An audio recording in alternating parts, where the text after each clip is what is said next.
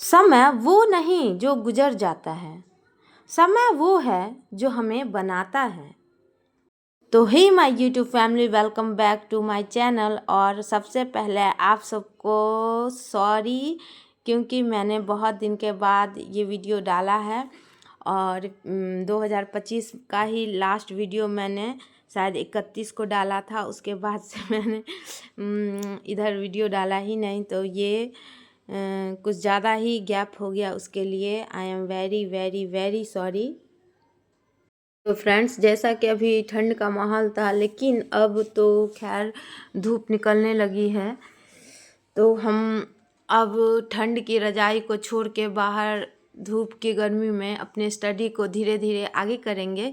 इधर स्टडी ठीक से हो भी नहीं पा रही थी, क्योंकि बच्चों का छुट्टी चल रहा था, विंटर वेकेशन, तो बच्चे घर पे ही थे, तो थोड़ा सा प्रॉब्लम हो जाता है क्योंकि बच्चे के साथ स्टडी मैनेज करना। क्योंकि बच्चों को जैसा कि शहर का परिवेश होता है, तो यहाँ बस पेरेंट्स ही उनके दोस्त होते हैं, ज़्यादा बाहर खेल वेल पाते नहीं हैं। तो इसके कारण बच्चे ज़्यादा आपके ही साथ अटैच रहते हैं, तो बच्चे को भी समय देना पड़ता ही है और ये होना भी चाहिए। तो मेरी अभी प्रॉपर तरीके से स्टडी हो नहीं पा रही थी, तो मैं इसीलिए वीडियो बनाई नहीं, क्योंकि रोज़ाना 1 से 1.5 घंटे की ही स्टडी मुझसे हो पा रही थी ठंड की वजह से। तो और मैं जैसा कि आपको मैं बताई ही कि मुझे तो कुछ ज़्यादा ही ठंड लगती है, तो मैं उतने अच्छे से अभी 15 दिन से उतने अच्छे से स्टडी कर नहीं पा रही थी। तो इसीलिए मैं सोची कि वीडियो क्या ही डालूं जब मैं स्टडी प्रॉपर कर ही नहीं पा रही हूँ। और अब जैसा कि स्कूल खुल गया है और बच्चे भी अब अपने स्कूल जाने लगे हैं, तो छुट्टी तो हमारे पास तो अब समय ही समय है। तो चलिए आज से करते हैं अपने स्टडी को प्रॉपर रूप से स्टार्ट। और मैं कोशिश करूँगी कि अब से मैं रोज़ अपना डेली व्लॉग शेयर करूँ, क्योंकि जब मैं व्लॉग शेयर करती हूँ तो स्टडी भी प्रॉपर तरीके से हो जाती है। एक रहता है जो जब स्टडी व्लॉग है तो पढ़ना ही पड़ेगा ना, इसीलिए तो यहाँ मैं चाय वाय लेकर के आ गई थी अपनी इकोनॉमिक्स की बुक पढ़ने के लिए। तो पहले तो मैं क्लास 12 की माइक्रो इकोनॉमिक्स पढ़ रही थी, लेकिन वो अभी उतने अच्छे से मुझे समझ में नहीं आ रहा था, तो मैं ये इंडियन इकोनॉमिक्स लेकर के बैठ गई थी पढ़ने के लिए। और सच कहूँ तो फ्रेंड्स, ये पढ़ने में जो मुझे मज़ा आ रहा है, मैं क्या ही बताऊँ। एक दिन में मैं एक चैप्टर को मतलब मॉर्निंग का जो मेरा शिफ्ट रहता है, वो मैं एक चैप्टर इकोनॉमिक्स का पढ़ लेती हूँ और पढ़ने में इतना मज़ा आ रहा है जो मैं क्या ही बताऊँ। क्योंकि जैसा कि नाम है इंडियन इकोनॉमिक्स, तो हमारे भारत से ही जुड़ी हुई इसमें बातें हैं, जिसको मैंने थोड़ा थोड़ा पहले भी जब मैं बैंक की प्रिपरेशन कर रही थी तब भी मैं थोड़ा थोड़ा पढ़ी थी। तो ये मतलब पढ़ने में बहुत ही ज़्यादा इंटरेस्ट आ रहा है, बहुत ही मज़ा आ रहा है पढ़ने में, क्योंकि इसमें 5 ईयर प्लान, उसके बाद फिर कैसे कैसे अंग्रेज़ आए और हमारे यहाँ मतलब कृषि को किस तरह प्रभावित किए, ये सब सारा चीज़ पढ़ते हैं। जो कैसे हमारे किसान भाई कैसे मजदूरी करते थे, कितना उनको सहना पड़ा था उस समय। तो ये सब पढ़ने में बहुत ही मज़ा आ रहा था। तो फ्रेंड्स, उसके बाद मैं घर का काम वाम करके आ गई थी धूप में। आज मैं थोड़ा बाल धोई थी, तो मैं आ गई थी धूप में धूप सेकने के लिए। और मैं ये तिलकुट और तिल के लड्डू लेकर के आ गई थी धूप में बैठ के खाने के लिए, क्योंकि मुझे ये बहुत ही ज़्यादा पसंद है।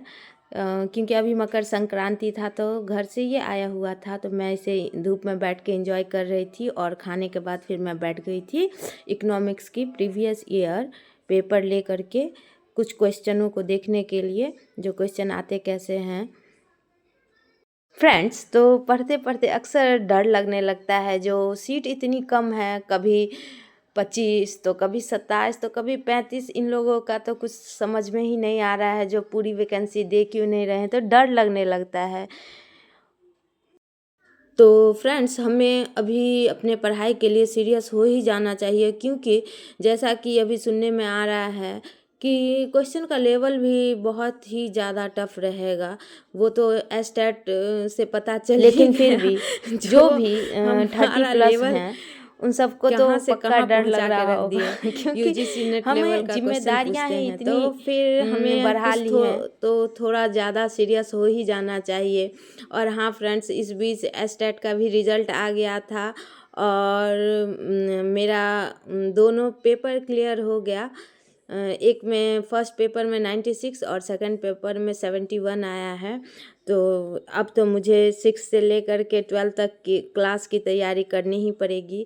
तो बस देखते हैं कहाँ तक क्या हो पाता है, क्योंकि एज अ हाउसवाइफ समय को पूरी तरह से निचोड़ कर ही हम अपने स्टडी को आगे ले जा सकते हैं, क्योंकि एक्स्ट्रा समय तो हमें कहीं से मिलने वाला नहीं है। अपने नींद को कुर्बान करना पड़ेगा, अपनी इच्छाओं को दबानी पड़ेगी, तभी हम अपने ड्रीम जॉब को पा सकेंगे। तो फ्रेंड्स, ये मेरी स्टडी धूप में हो रही थी, धूप काफ़ी अच्छा लग रहा था और मैं फिर शाम में चली गई थी मार्केट, क्योंकि नेक्स्ट डे चतुर्दशी था, तो उस दिन फास्टिंग था। तो कुछ जैसे कि बैर वैर ये उस दिन चढ़ता है भगवान को, तो मैं कुछ कुछ फ्रूट सब लाने चली गई थी।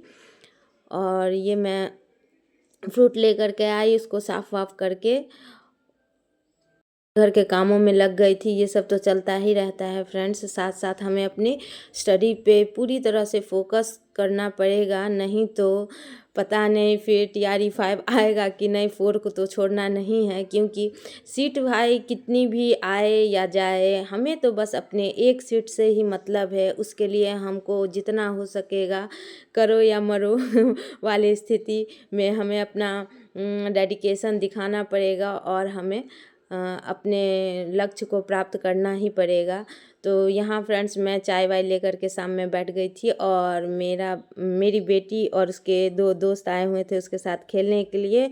और ये फ्रेंड्स रात का समय था, जब मैं अपने किचन का सारा क्लीनिंग का काम करते रहती हूँ। मेरी बेटी इस तरह से मेरी हेल्प करते रहती है, जो कि मुझे बहुत ही ज़्यादा अच्छा लगता है।